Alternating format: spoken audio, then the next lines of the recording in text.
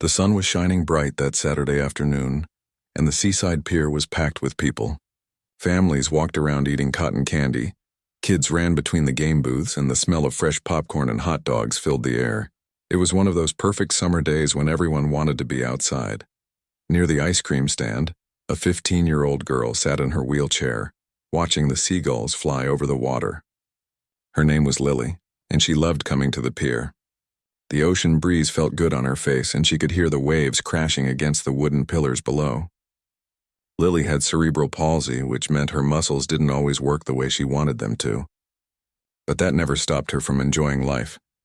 Her mom and dad were just a few steps away, looking through a souvenir shop filled with seashells and postcards. They'd told her they'd be right back, and Lily was happy to sit and enjoy the view. She had her phone in her lap, scrolling through photos from earlier that day. They'd already walked the whole pier, and she'd convinced her dad to win her a small stuffed dolphin at the ring toss game.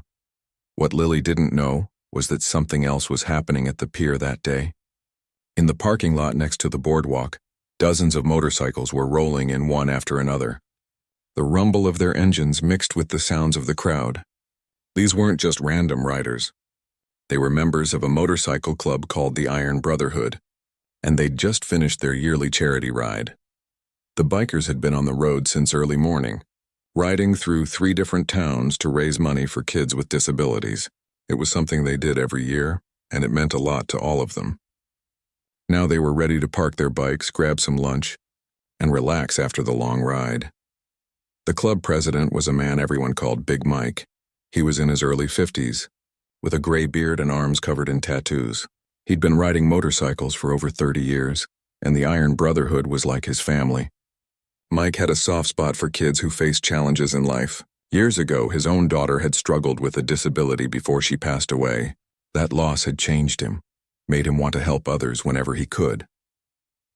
As the bikers started getting off their motorcycles, Mike stretched his back and looked around. The pier looked beautiful in the afternoon sun. He could see the Ferris wheel turning slowly, hear children laughing, and smell the salty ocean air. It seemed like a peaceful, perfect day. Other club members gathered around, taking off their helmets and talking about the ride.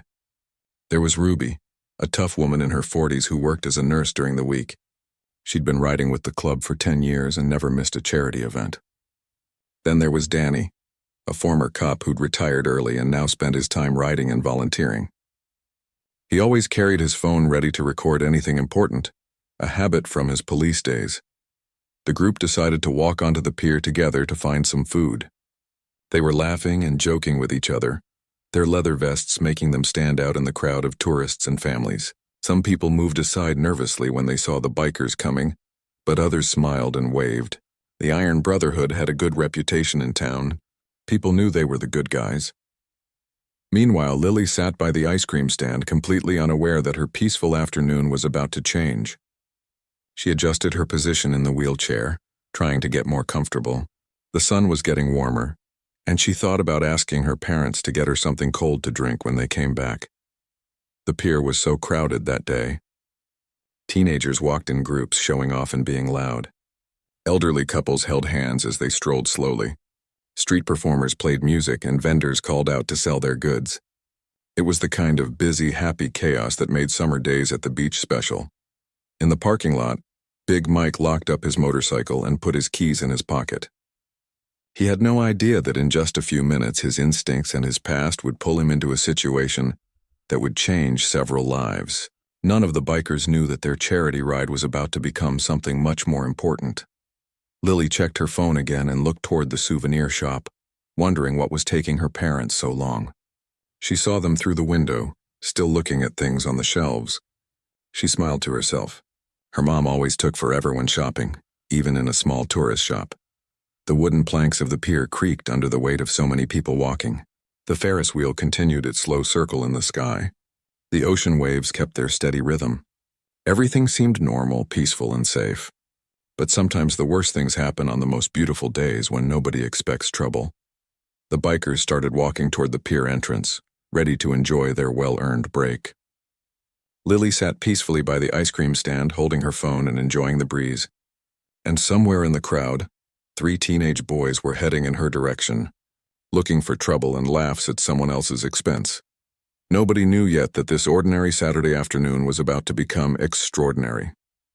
Nobody could have guessed that a simple act of cruelty would be met with an overwhelming show of justice and protection. The stage was set, the people were in place, and fate was about to bring them all together in a way none of them would ever forget. 3 teenage boys pushed their way through the crowd on the pier, laughing too loud and bumping into people without saying sorry. The one in front was clearly the leader. His name was Josh, and he was 17 with an attitude that made him think he was tougher than he really was. His 2 friends followed behind him like shadows, always ready to laugh at his jokes and back him up. They'd been walking around the pier for the past hour, bored and looking for entertainment. Josh had already gotten kicked out of the arcade for harassing younger kids, and they'd been asked to leave a snack stand after causing trouble. But instead of learning their lesson, the boys just got more aggressive. They felt powerful in their little group, like nobody could touch them. That's when Josh spotted Lily sitting alone by the ice cream stand. His eyes lit up with a mean kind of excitement. Here was someone he thought looked like an easy target, someone who couldn't fight back or run away, someone he could use to look tough in front of his friends. He nudged his friend Kevin and pointed. "Check that out," he said with a nasty grin. Kevin laughed nervously. The kind of laugh that shows someone knows what they're about to do is wrong but doesn't have the courage to stop it. The third boy, Tyler, just followed along, always too afraid to speak up against Josh. The 3 of them changed direction and headed straight toward Lily. She didn't notice them at first. She was looking at her phone, scrolling through pictures and waiting for her parents. The sounds of the pier were all around her, music and laughter and ocean waves, so she didn't hear them approaching. Josh stopped right in front of her, blocking her view of the water. His shadow fell across her, and that's when Lily looked up. She saw 3 older boys staring down at her with expressions that made her stomach tighten. Something about the way they were looking at her felt wrong. "What's someone like you doing here?" Josh said, his voice dripping with fake curiosity. "Shouldn't you be at home or something?" Lily's heart started beating faster. She'd dealt with mean comments before. Kids at school sometimes said things, though usually they just ignored her or stared. But this felt different. These boys weren't just being thoughtless. They were being deliberately cruel. "I'm just waiting for my parents," Lily said quietly, hoping they'd just leave her alone if she didn't engage. But Josh wasn't interested in leaving. He was just getting started. "Oh, waiting for Mommy and Daddy?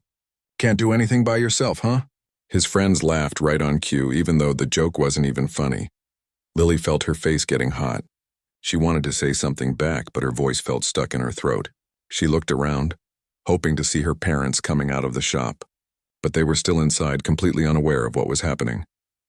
"My parents are right over there," Lily said, trying to sound braver than she felt. "They'll be back any second."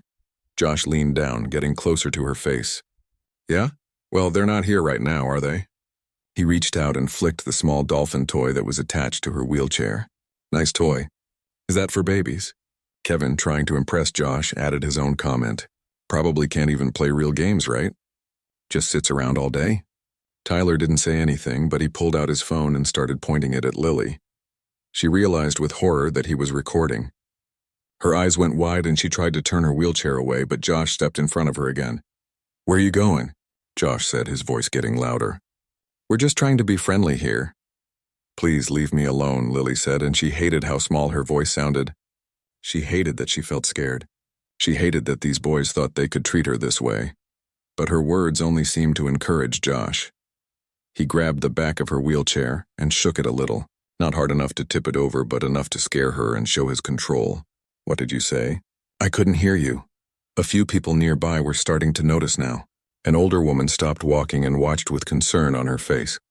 A young couple paused their conversation and looked over. But nobody moved to help. They just watched, uncertain and uncomfortable. Josh was enjoying the attention now. He could feel people watching, and it made him want to put on more of a show. "Come on, move!" he said loudly, giving the wheelchair another small shake. "Move, Cripple!" "You're in everyone's way here." The words hit Lily like a slap.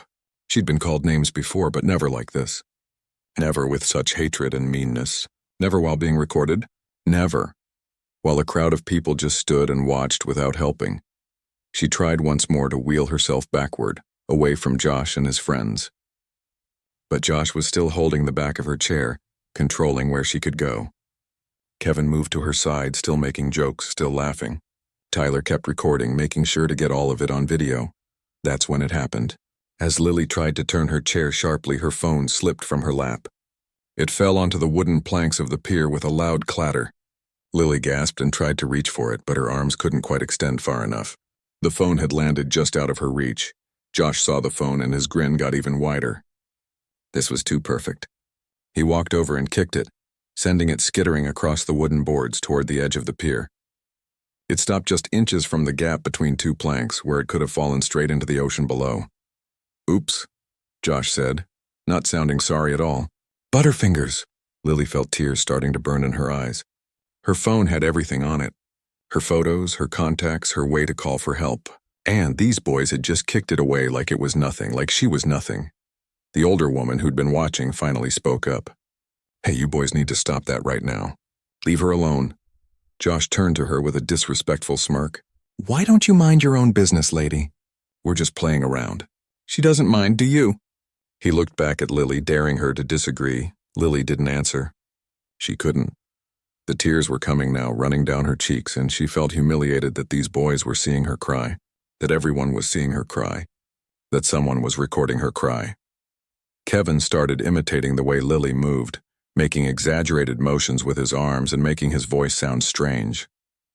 Tyler laughed behind his phone camera, still filming everything. Josh just stood there with his arms crossed, looking proud of himself. In the parking lot, the bikers were getting closer to the pier entrance. They couldn't see what was happening yet. They couldn't hear Lily's quiet voice asking for help. They were just walking and talking, enjoying their day, completely unaware that they were about to be needed in a way they'd never expected. But in a few more seconds, everything would change. The rumble of their boots on the wooden pier would announce their arrival. And 3 teenage bullies were about to learn a very important lesson about picking on people they thought couldn't defend themselves. Josh was feeling invincible now. The crowd was watching, his friends were laughing, and this girl in the wheelchair couldn't do anything to stop him. He walked over to where Lily's phone lay dangerously close to the edge of the pier and picked it up. He held it above his head like a trophy. "Looking for this?" he called out, waving it in the air.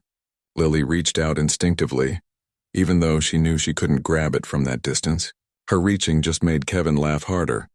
"Please give it back," Lily said through her tears. Her voice was shaking now, a mixture of fear and anger and complete helplessness. "That's mine. You have no right to take it." Josh pretended to consider her words. He looked at the phone, then at her, then back at the phone. I don't know. Finders keepers, right?" He tossed the phone to Kevin, who caught it and immediately started going through it. "Wow, not even a password lock," Kevin said, scrolling through Lily's photos. "Got lots of pictures of your mommy and daddy here. And some of you at the doctor. How adorable." The violation of her privacy made Lily feel sick. Those were her personal photos, her private messages, her whole life on that device. And these strangers were going through it all like it was entertainment. Tyler moved closer with his phone, making sure to capture Lily's distressed face. "This is going to get so many views," he said, speaking for the first time. His voice wasn't as confident as Josh's, but he was still part of it, still contributing to her humiliation. "Everyone's going to see this." "No, please don't post that," Lily begged. The thought of her classmates seeing this video, seeing her crying and helpless, was almost worse than what was happening right now. "Please just delete it and give me my phone back." But her begging only seemed to make things worse. Josh fed off her distress like it was fuel. He walked back over to the edge of the pier where her phone had fallen and held it over the water. The ocean was about 15 feet below, dark and deep. "What do you think, guys?" Josh said loudly, making sure everyone nearby could hear him. "Should I see if this thing can swim?" Several people in the crowd gasped. The older woman who'd spoken up before took a step forward. "Young man, that is enough. Give her back her phone right now or I'm calling security." Josh turned to her with a mock-scared expression. "Ooh, security. I'm so scared." Then his face hardened. "I told you to mind your business, old lady. Unless you want me to accidentally drop this phone because you distracted me." The woman pulled out her own phone, her hands shaking as she tried to dial. But she was flustered and scared, and Josh's threat had worked. She hesitated, afraid that if she called for help, he really would drop Lily's phone into the ocean. A young father holding his daughter's hand looked like he wanted to do something, but his wife pulled him back, whispering urgently. Their daughter was staring at the scene with wide, confused eyes. The father looked torn between wanting to help and wanting to keep his own family safe. In the end, like everyone else, he just watched. This was the terrible thing about what was happening. There were dozens of people around. Any one of them could have stopped it. But fear and uncertainty kept them frozen. Nobody wanted to be a hero. Nobody wanted to get involved. They all hoped someone else would step up. Kevin tossed Lily's phone back to Josh, who caught it with one hand. Then Kevin did something even crueler. He started imitating Lily again, but this time he pretended to cry while doing it. He made exaggerated sobbing sounds and wiped fake tears from his eyes while his body movements mocked the way cerebral palsy affected Lily's muscle control. It was vicious. It was designed to humiliate. And Tyler made sure to capture every second of it on video. Lily wanted to disappear. She wanted the pier to open up and swallow her. She wanted to be anywhere but here, experiencing this. Her parents were still in that shop, probably arguing about whether to buy a keychain or a magnet, completely unaware that their daughter was being tormented just 50 feet away. "Help!" Lily tried to call out, louder this time. "Somebody please help me!" But her voice got lost in all the noise of the pier, the music from the carousel, the seagulls crying overhead, the general chatter of crowds, and even the people who heard her didn't respond. They just looked uncomfortable and kept walking, pretending they hadn't noticed. Josh dangled the phone over the water again. "What's that? I can't hear you. Maybe if you ask nicer. Say pretty please." "Pretty please," Lily said immediately, willing to do anything to get her phone back and make this end.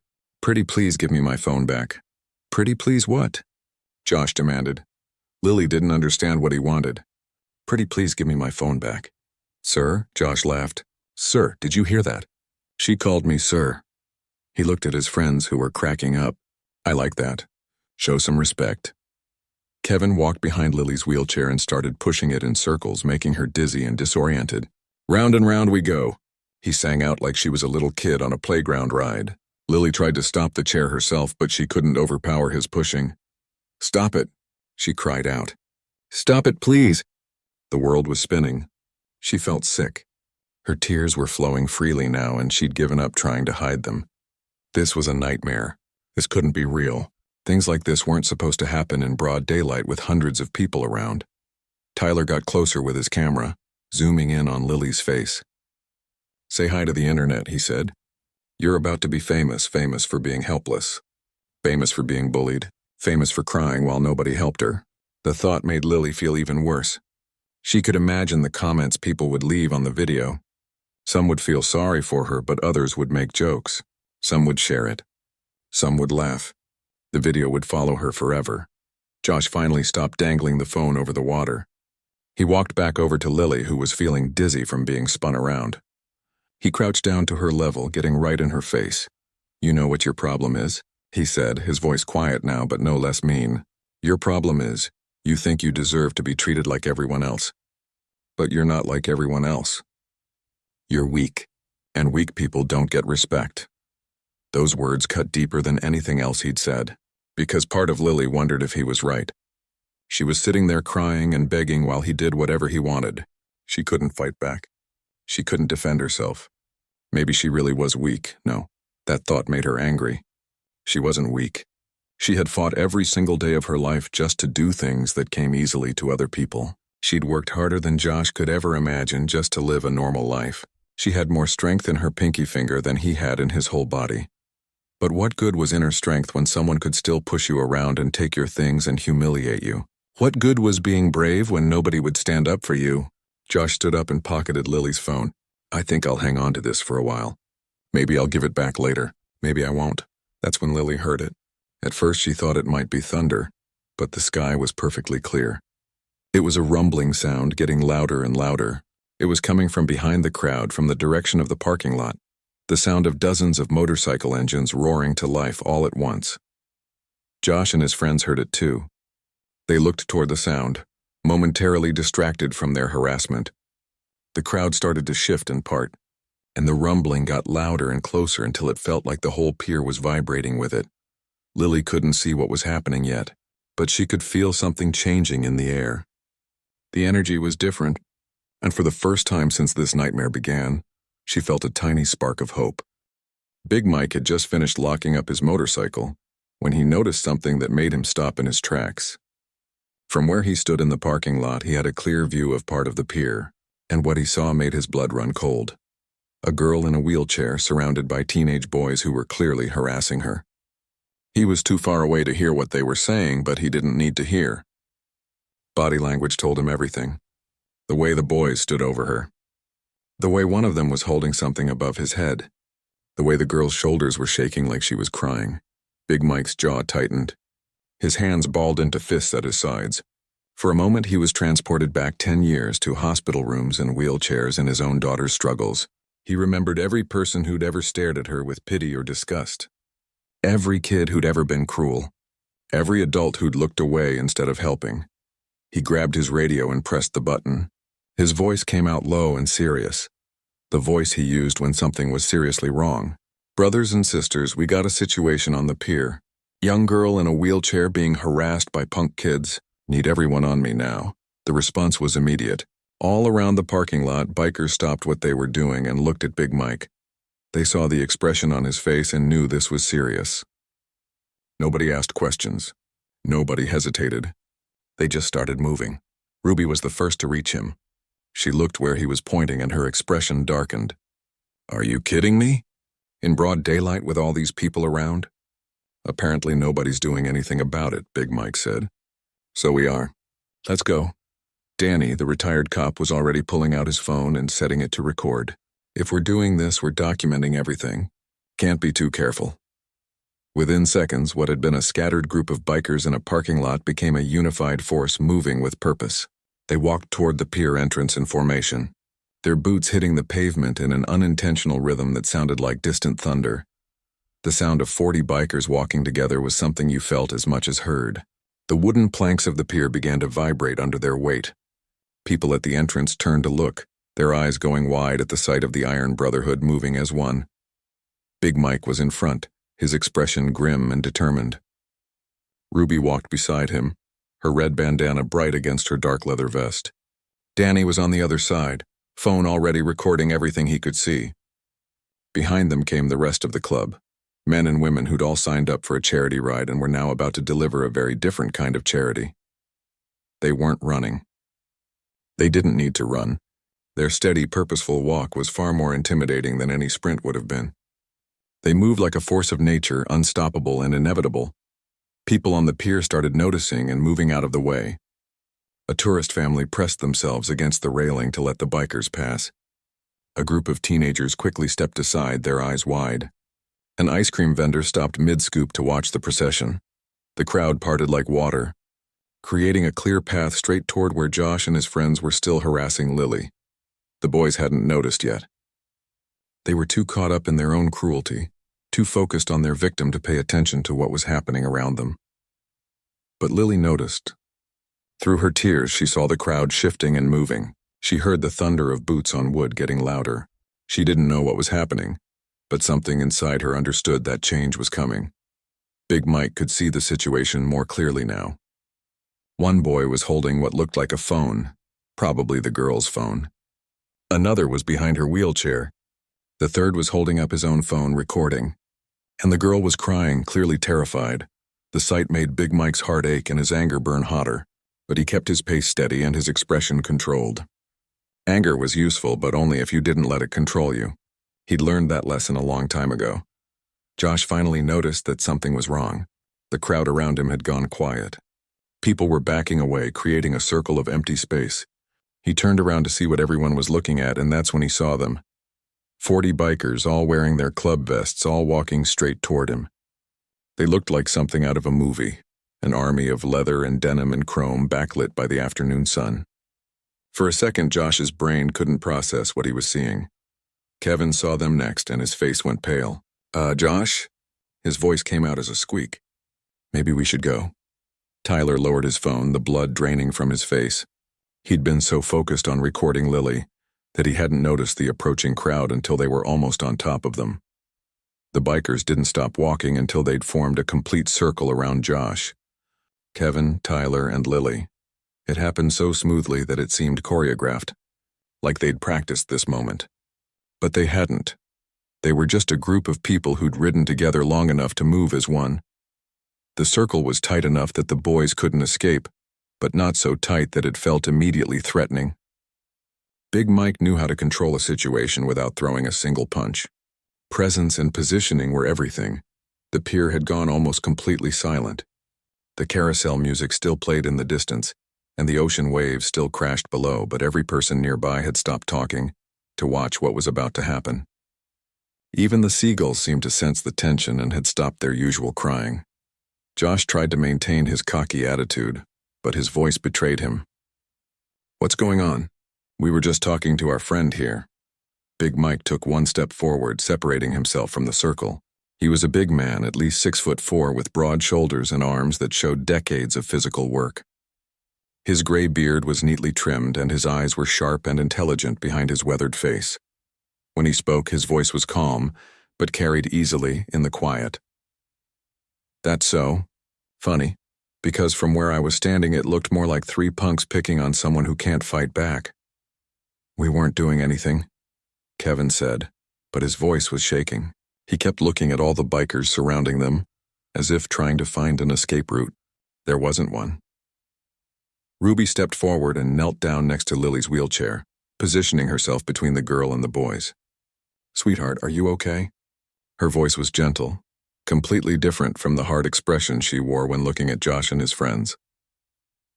Lily couldn't speak. She just shook her head, tears still streaming down her face. Ruby noticed the way one boy was still holding something, and she stood back up, her voice getting hard again. "What you got in your hand there?" she asked Josh, pointing at where he was clutching Lily's phone. Josh looked down at the phone like he'd forgotten he was holding it. His mind was racing, trying to figure out a way out of this situation. But he was surrounded by people who looked like they ate guys like him for breakfast. His usual tactics of intimidation and aggression suddenly seemed very stupid. Danny, still recording everything, spoke up from behind his phone. "For the record, I'm Danny Rodriguez, retired police officer. I've been recording from the parking lot, and I've got footage of you boys harassing this young lady, taking her phone and mocking her disability. Anyone else here witness that?" Several people in the crowd raised their hands or called out yes. The older woman who'd tried to help earlier pushed through to the front. "I saw the whole thing. These boys have been tormenting her for the past 5 minutes, and nobody would help." The father with his daughter spoke up too. "I saw them take her phone and threaten to throw it in the water." More voices joined in, people who'd been too scared to act alone but now felt brave enough to speak up with the bikers there. Josh realized with growing horror that he wasn't going to be able to lie his way out of this. There were too many witnesses, too much evidence. Tyler still had his phone in his hand, the one he'd been using to record Lily. Danny noticed and pointed at him. "You with the phone? Were you recording this girl without her permission?" Tyler looked at his phone like it had suddenly become poisonous. We were just..." "It was supposed to be funny." "Funny," Big Mike repeated, his voice dropping even lower. "You think terrorizing a disabled girl is funny? Is that what you're telling me?" The way he said it made it clear there was no right answer to that question. Josh tried one more time to take control of the situation. "Look, man, this is none of your business. Why don't you guys just move along?" Big Mike stared at him for a long moment. Then he smiled, but it wasn't a friendly smile. "See, that's where you're wrong. This became my business the second you decided to pick on someone who couldn't defend themselves. Because I don't tolerate bullies. None of us do." There was a murmur of agreement from the other bikers. They shifted slightly, the circle getting just a tiny bit tighter. The message was clear. The boys weren't going anywhere until this was resolved. The 3 boys stood in the center of the circle, and for the first time in their lives they understood what real fear felt like. This wasn't the nervous excitement of getting caught skipping school or the worry about failing a test. This was the cold, stomach-dropping realization that they'd crossed a line they couldn't uncross. Josh was still trying to figure out how this had gone so wrong so fast. 5 minutes ago, he'd been in complete control, enjoying the power he had over that girl. Now he was surrounded by angry bikers with witnesses speaking up against him and cameras recording everything. His phone, with Lily's information still on it, suddenly felt like evidence in his hand. Big Mike took another step closer. He didn't raise his voice, didn't make any threats. He didn't need to. "Here's what's going to happen," he said, his tone making it clear this wasn't a negotiation. First, you're going to give that girl her phone back. Then you're going to apologize to her properly. And by properly, I mean you're going to look her in the eye and tell her you're sorry for what you did. You understand me? Josh nodded quickly, too scared to do anything else. With shaking hands, he held out Lily's phone. But Big Mike didn't take it. Not to me, Big Mike said. To her. Walk over there slowly and hand it to her yourself. Josh moved toward Lily like he was walking through mud. Every step felt impossible. Ruby stood protectively beside Lily's wheelchair, her arms crossed, watching Josh's every movement. When he got close enough, he held out the phone. Here, he mumbled, not meeting Lily's eyes. What was that? Big Mike asked from behind him. I didn't quite hear you. Josh swallowed hard. Here's your phone back, he said louder, finally looking at Lily. Her face was still wet with tears, and seeing her up close made something uncomfortable twist in his stomach. She wasn't just some target anymore. She was a real person.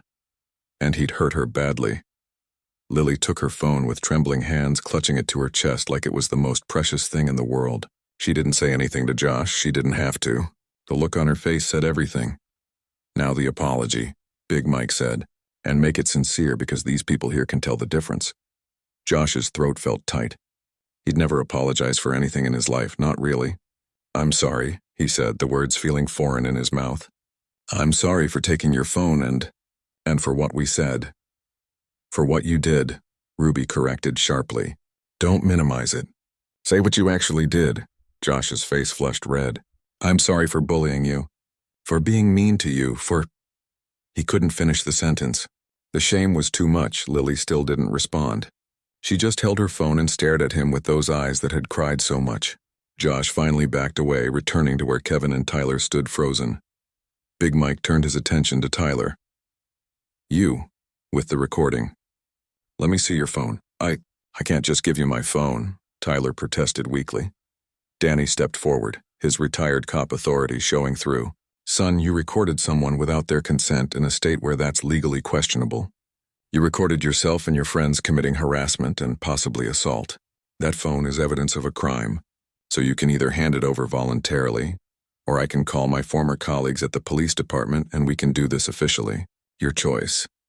Tyler looked at Josh, hoping for some kind of guidance or support, but Josh was staring at the ground, completely defeated. Tyler reluctantly pulled his phone from his pocket and handed it to Danny. Danny pulled up the video and checked to make sure it was the right one. Then he held it so Lily could see. This video of you, sweetie.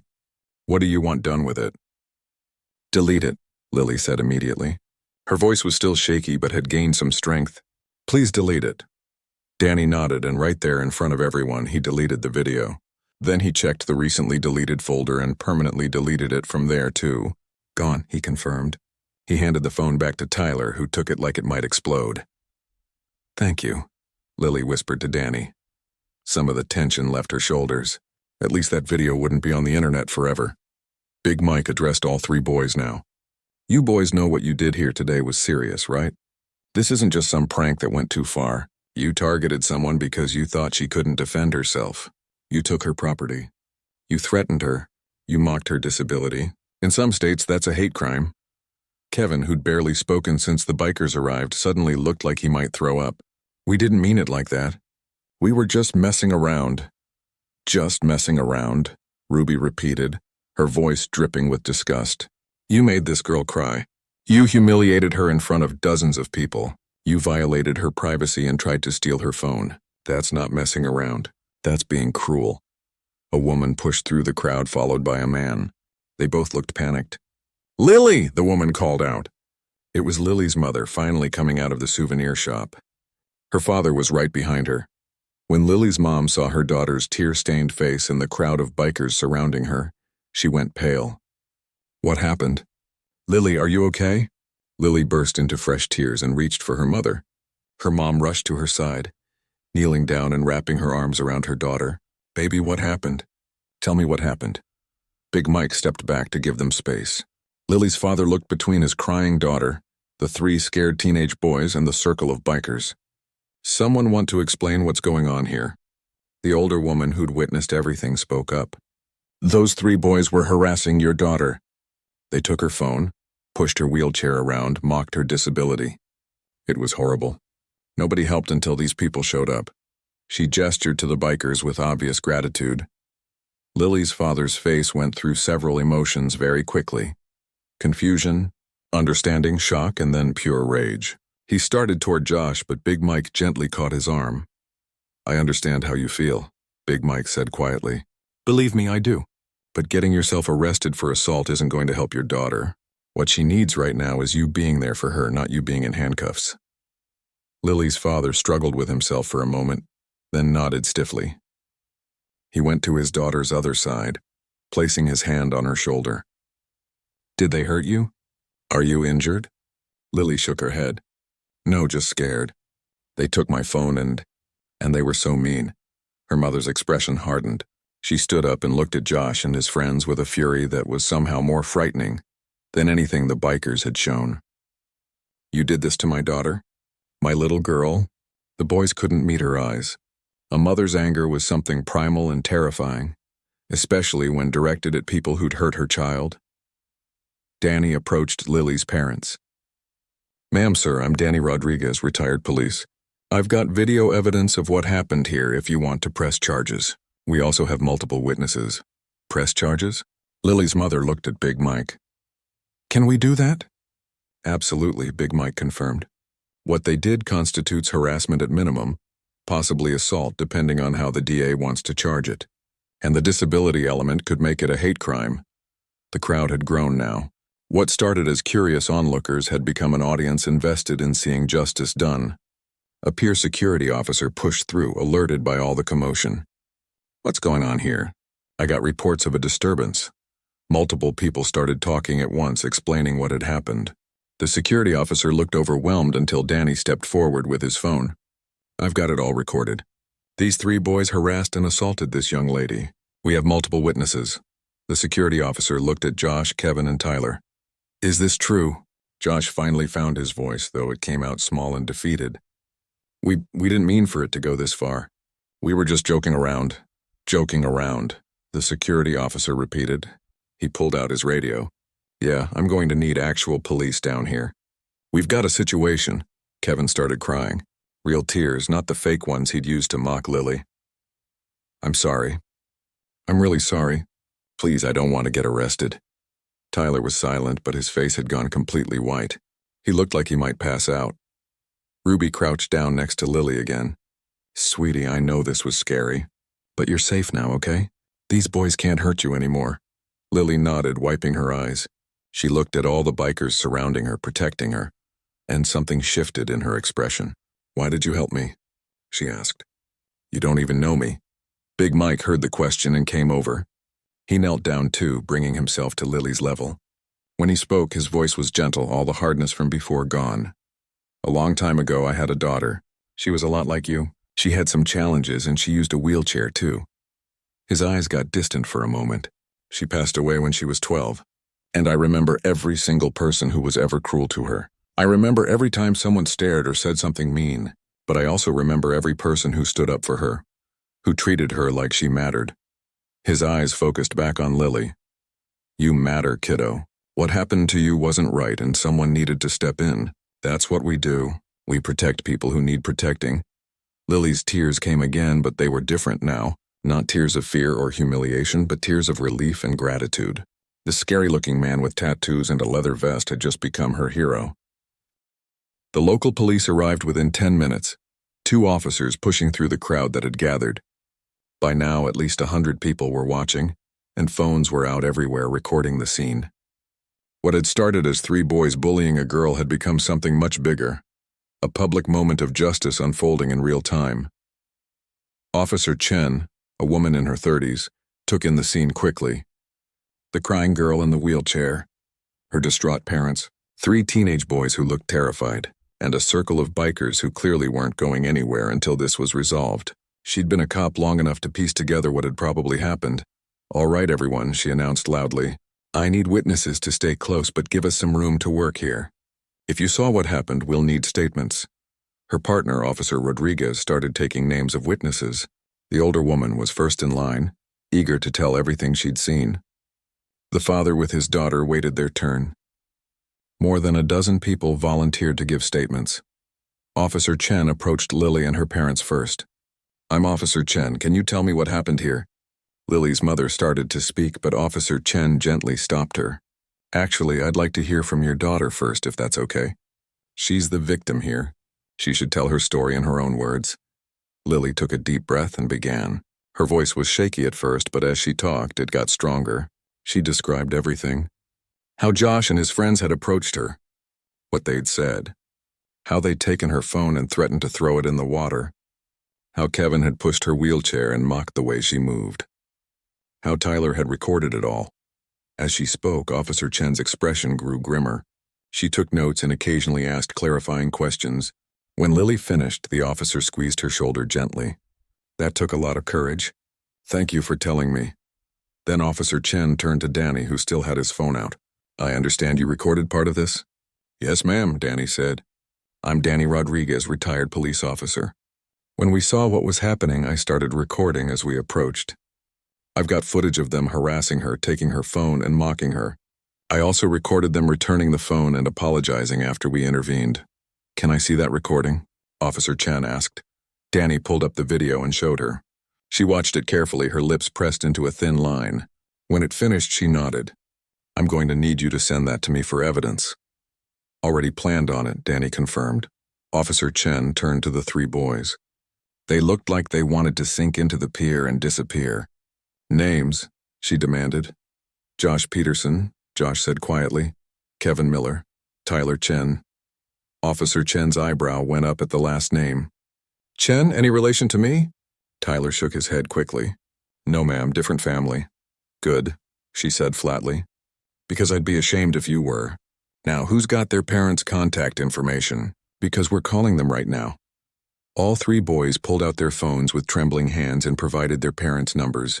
Officer Rodriguez made the calls, his voice professional but firm as he explained that their sons were involved in a serious incident and needed to come to the pier immediately. While they waited for the parents, Officer Chen addressed the bikers.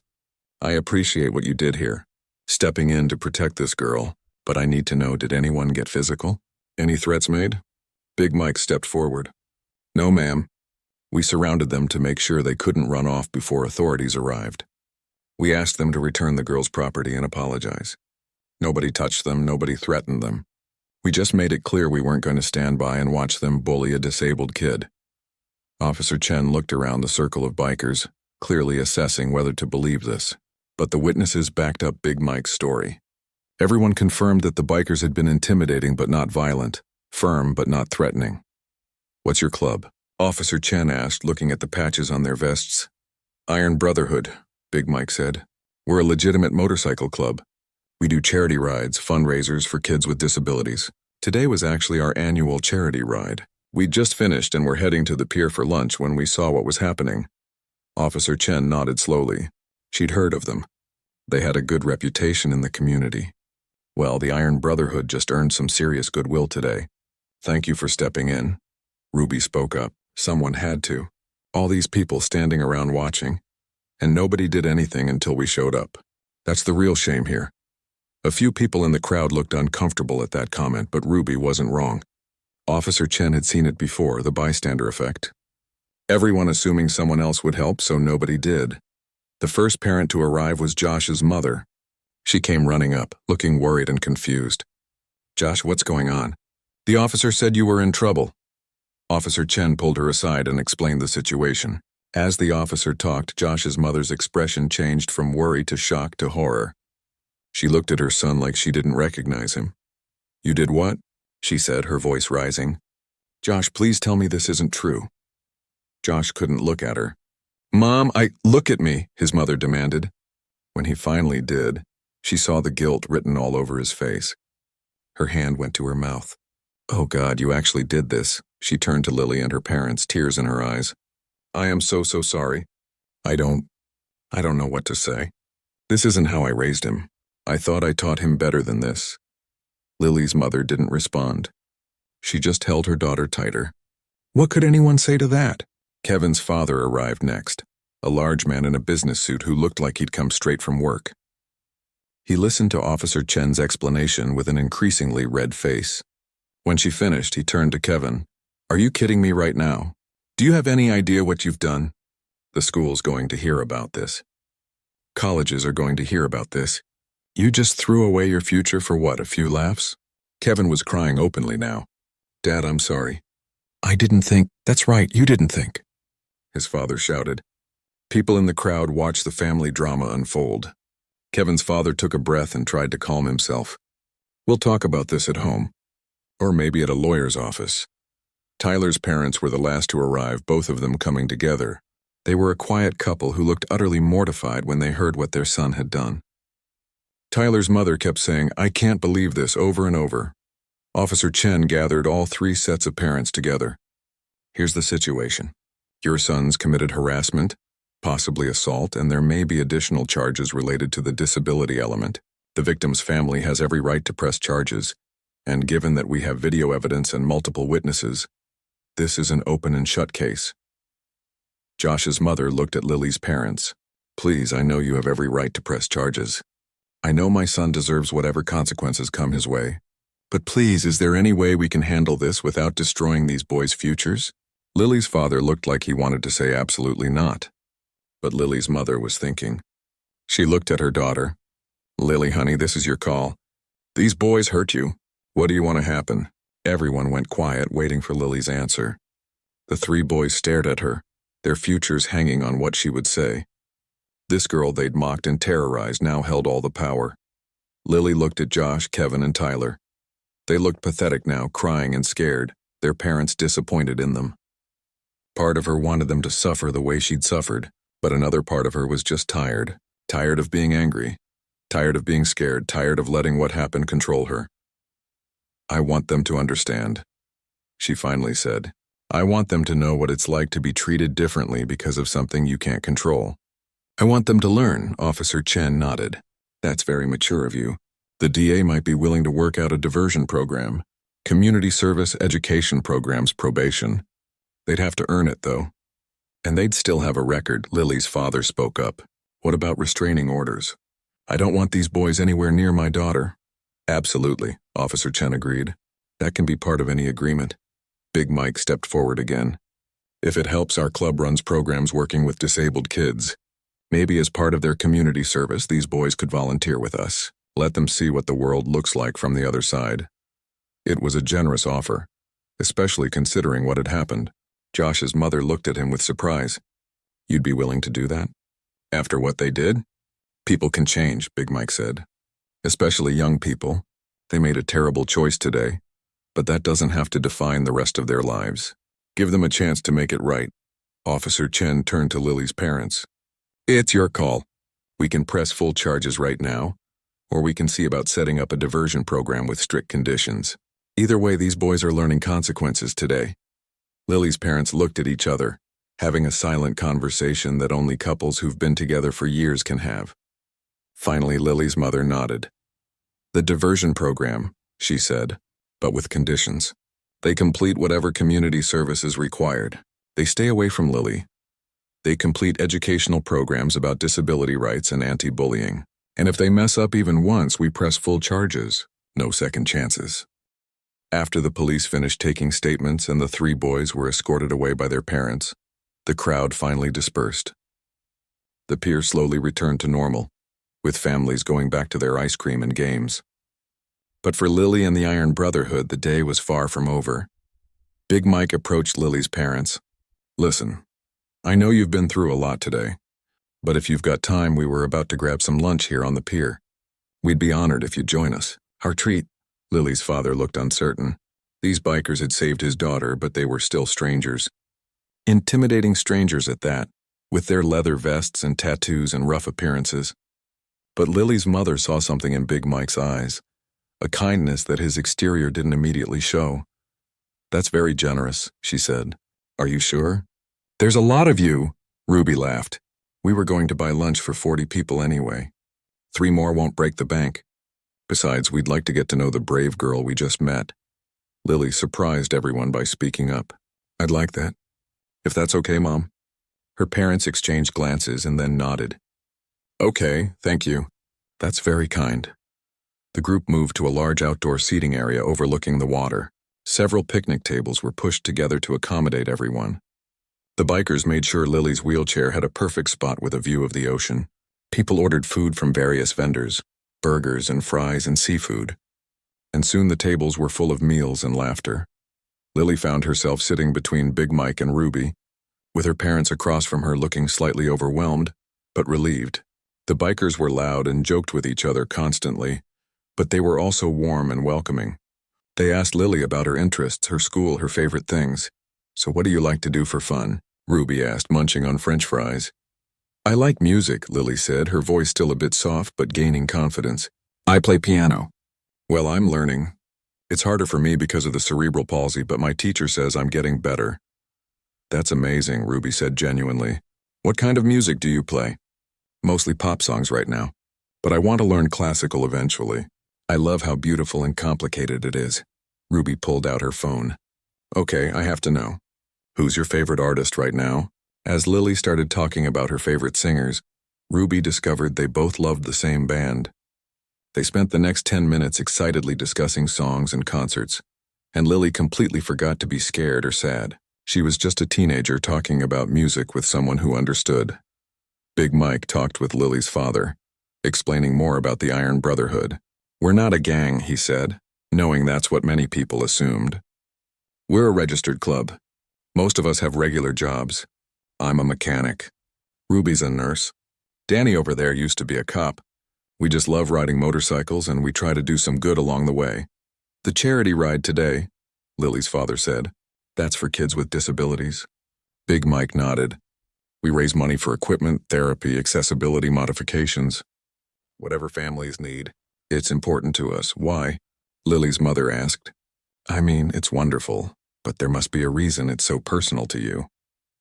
Big Mike was quiet for a moment, staring out at the ocean. Then he spoke, his voice softer than before.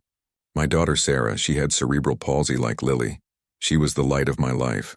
Brave, funny, never complained about how hard things were for her."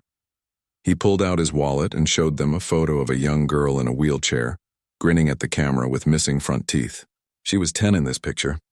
She passed away 2 years later from complications." That was 8 years ago now. Lily's mother reached across the table and squeezed his hand. "I'm so sorry." "Thank you," Big Mike said, putting the photo away carefully. "After she died, I was lost, angry at the world. But then I realized the best way to honor her was to help other kids like her. So that's what we do. Every year we ride for Sarah and all the kids like her." Lily had been listening to this conversation while also talking with Ruby. She turned to Big Mike, her eyes serious. "Your daughter sounds like she was really special." "She was," Big Mike agreed. "Kinda like someone else I just met today." Lily blushed but smiled. It was the first real smile she'd had since the incident. Danny came over with his phone. "Hey Lily, I've been talking with some of the guys. We were thinking, how would you like to be our guest at the Iron Brotherhood fundraiser next month? We do this big event with food and music and motorcycle displays. We could use someone to help us explain why we do what we do." "Really?" Lily looked at her parents. "Could I?" "I don't know," her father said cautiously. "What would that involve?" "Nothing scary," Danny assured him. "We'd have her on stage for maybe 10 minutes just talking about her experiences and what accessibility means to her. Help people understand why this cause matters. But only if she's comfortable with it." Ruby added, "And you'd get to sit on some motorcycles for photos. That's the best part, trust me." Lily's eyes lit up. "I've never been on a motorcycle." "Mom, Dad, can I please?" Her parents looked at each other again. After everything that had happened today, the idea of their daughter getting involved with a motorcycle club seemed crazy. But these people had protected her when nobody else would. They'd shown more care and kindness than strangers had any obligation to show. "Let us think about it," Lily's mother said diplomatically. "Fair enough," Big Mike said. "No pressure. But the offer stands." The lunch continued for another hour. Lily learned that one of the bikers, a man called Tiny who was ironically huge, was a teacher. Another woman named Maria ran a bakery. There was a firefighter, a construction worker, a veterinarian, and even a librarian. They were just regular people who happened to love motorcycles and helping others. Gradually, Lily's parents relaxed. They saw that these weren't dangerous criminals or scary gang members. They were good people who'd formed a family of choice, bound by their love of riding and their commitment to charity. At one point, Lily excused herself to use the restroom, and Ruby went with her to make sure she was okay. When they were alone, Ruby asked gently, "How are you really doing? That was pretty traumatic, what happened?" Lily thought about it. "I'm okay, I think. I mean, I was so scared. I've been bullied before, but never like that. Never where it felt like they really wanted to hurt me." "People can be cruel," Ruby said, "especially when they think nobody's watching or nobody will stop them. But here's what I want you to remember. For every person like those boys, there are dozens of people like us. People who will stand up for what's right." "Why did you all help me?" Lily asked. "You didn't know me.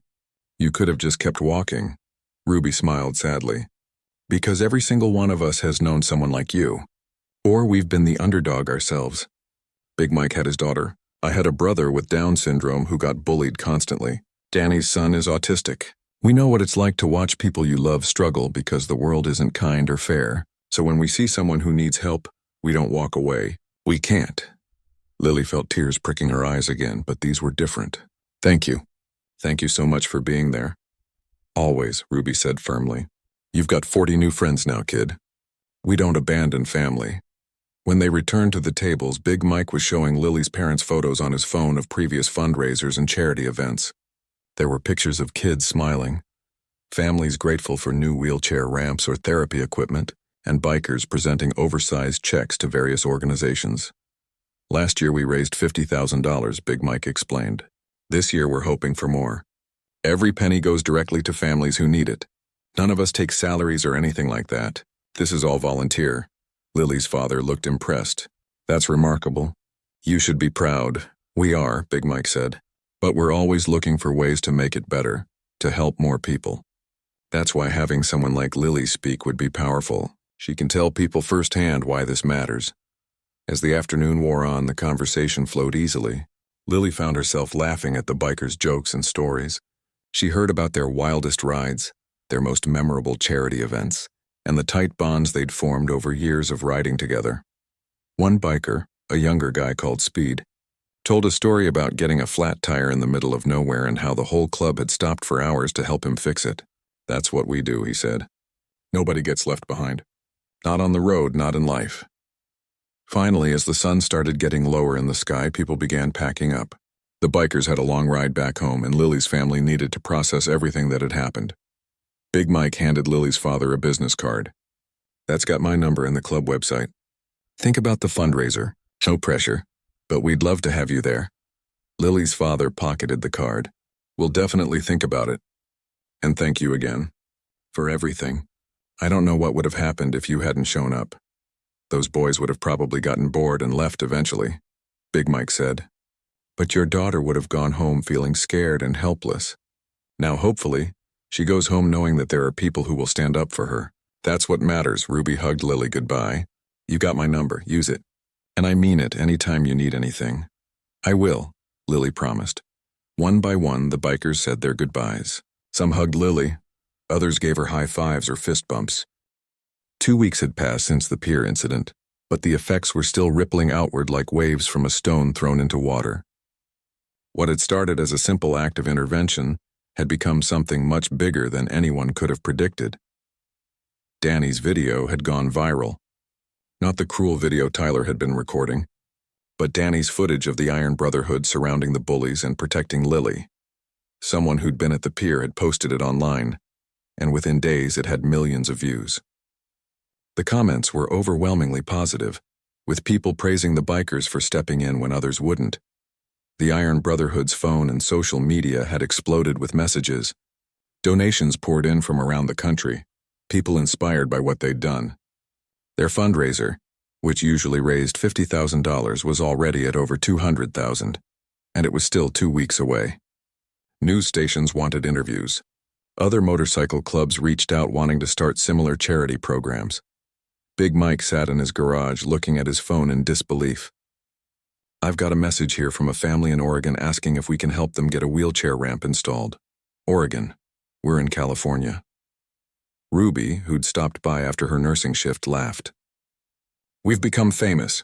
Who knew that doing the right thing would get this much attention?" "It shouldn't be special," Big Mike said. "Standing up for someone who needs help, that should just be normal human behavior." "But it's not," Ruby pointed out. "That's the problem. That's why everyone's talking about it, because too many people do nothing. Meanwhile, Lily's life had changed in ways she never expected. At school, kids who'd never talked to her before were suddenly friendly. Some because they genuinely wanted to know her, others because she was momentarily famous. She'd given an interview to the local news and the clip had been shared widely, but the real change was internal. Lily carried herself differently now. She sat up straighter in her wheelchair. She made eye contact with people instead of looking down. When someone stared at her, she smiled instead of shrinking away. The incident at the pier, as horrible as it had been, had somehow made her stronger. She'd also been spending time talking with Ruby on the phone, sometimes for hours. They'd become genuine friends despite the age difference. Ruby gave her advice about handling the attention, about staying true to herself, about not letting what happened define her. "You're not just that girl from the Pier video," Ruby told her during one call. "You're Lily, you're smart and kind, and you play piano. Don't let one bad thing or even one good thing become your whole identity." As for Josh, Kevin, and Tyler, their lives had gone in a very different direction. The video had identified them, and their names had leaked online. Their social media accounts had been flooded with angry messages. 2 of them had to delete their accounts entirely. The third, Tyler, kept his butt turned off all comments and made it private. They'd started their court-ordered community service the week after the incident. 50 hours each to be completed at a center that worked with people with disabilities. And once a week, they had to volunteer with the Iron Brotherhood, helping with their charity work. The first day, Josh showed up at Big Mike's garage for his volunteer shift. He could barely look the older man in the eye. His mother had driven him there and waited in the car, making sure he actually went inside. "You're late," Big Mike said, checking his watch. "We start at 9. "It's 9:15. "Sorry," Josh mumbled. Traffic. Traffic isn't an excuse. If you know there's traffic, you leave earlier. That's called being responsible." Big Mike handed him a rag and pointed to a row of motorcycles. "You're going to help clean these bikes. Every inch. Chrome needs to shine like a mirror." Josh took the rag and got to work. He'd expected Big Mike to yell at him or make him do horrible tasks as punishment. But Big Mike just worked alongside him, occasionally giving instructions or pointing out spots he'd missed. They worked in silence for almost an hour. Finally, Big Mike spoke. "You know why you're really here?" Josh shrugged. "Community service." "Court-ordered? Wrong," Big Mike said. "You're here to learn empathy, to understand that every person you meet is fighting battles you know nothing about. That girl you bullied at the pier, you think her life is easy?" Josh didn't answer, focusing intently on polishing chrome. "She works twice as hard as you to do things you take for granted," Big Mike continued. "Getting dressed in the morning, going to school, just existing in a world that wasn't built for her. And you made fun of her for it. Made her feel small. Why?" "I don't know," Josh said quietly. "Yes, you do. You did it because you could. Because she was an easy target and it made you feel powerful. But real power isn't making someone weaker than you feel worse. Real power is lifting people up." Josh finally looked up and Big Mike saw tears in the kid's eyes. "I know what I did was wrong. I knew it even when I was doing it. I just didn't know how to stop." "Then you learn how," Big Mike said simply. "That's what these weeks are for. Not punishment, education." Kevin's experience at the Disability Center had been equally eye-opening. He'd been assigned to help in a classroom of kids with various disabilities. His first day, he'd been nervous and awkward, not knowing what to say or how to act. A 7-year-old boy in a wheelchair had rolled up to him. "Are you new?" "Yeah," Kevin had said. "I'm volunteering here." "Cool. Want to see my drawings?" The kid didn't wait for an answer, just pulled out a folder of artwork. He had limited use of his hands, but he'd created these amazing, colorful pictures using adaptive tools. Kevin spent an hour looking at drawings and listening to this kid talk excitedly about superheroes and dinosaurs and his favorite TV shows. The kid never mentioned his disability, never acted like he was different. He was just a regular 7-year-old who happened to use a wheelchair. At the end of that first day, the supervising teacher had pulled Kevin aside. "You did well today. You treated them like people, not like they're fragile or tragic. That's what they need." Kevin had gone home that night and cried, really cried for the first time since the pier. He'd been so casually cruel to Lily, and she was just a person. Just someone trying to live her life. The weight of what he'd done finally hit him fully. Tyler's path was different. He'd always been the follower, never quite brave enough to stand up to Josh but not mean enough to really enjoy the bullying.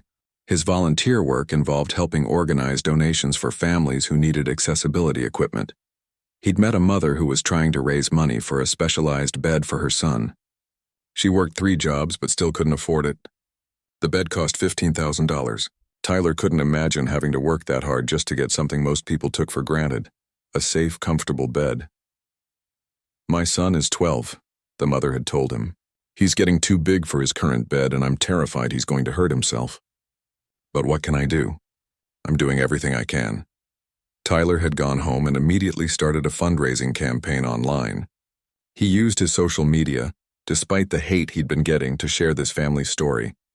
He didn't mention his own involvement or try to make himself look good. He just focused on helping this kid get what he needed. Within a week, they'd raised the full amount. The mother had cried when Tyler told her. She'd hugged him and thanked him over and over. Tyler realized that this feeling, helping someone and making a real difference, felt better than any laugh he'd gotten from making fun of Lily. The 3 boys didn't talk to each other much anymore. Their friendship had been built on a foundation of arrogance and cruelty, and once that was stripped away, there wasn't much left. Josh occasionally saw Kevin at school and they'd nod awkwardly but keep walking. Tyler had switched to online classes, unable to face the judgment of his classmates. But all 3 of them were learning. Slowly, painfully, they were becoming different people. Better people. The day of the Iron Brotherhood fundraiser arrived with perfect weather. The event was held in a large park with space for motorcycle displays, food vendors, live music, and activities for families. The turnout was incredible. Over 1,000 people showed up, far more than any previous year. Lily arrived with her parents, feeling nervous and excited. She'd agreed to speak on stage about her experiences and why accessibility and inclusion mattered. Ruby had helped her prepare, but Lily had written the speech herself. Big Mike greeted them at the entrance with a huge smile. "There's our guest of honor." "You ready for this?" "I think so," Lily said, though her voice wavered slightly. "You're going to be great," Big Mike assured her.